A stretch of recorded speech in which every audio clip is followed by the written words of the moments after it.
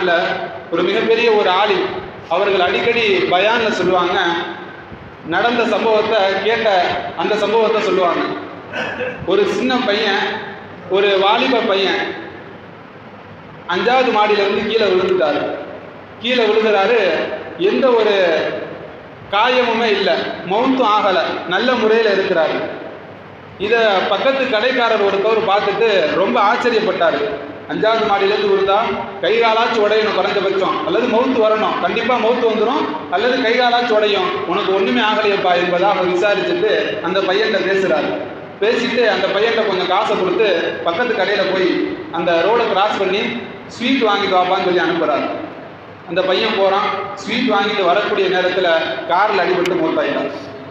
அப்போ அந்த ஹஸ்ரத் சொன்னார், அவனுக்கு அல்லாஹ் தஆலா 5 நிமிஷம் பிந்தி தான் மவுத்து என்பதாக எழுதிட்டான், அதுக்கு முன்னாடி அவன் 10 மாடியிலேருந்து குதிச்சாலுமே அவனுக்கு உயிர் போகாது. எனவே அல்லாஹ் தஆலா எந்த நேரத்தை எழுதிட்டானோ அந்த நேரம் கண்டிப்பாக நமக்கு மவுத்து வரக்கூடியதாக இருக்குது.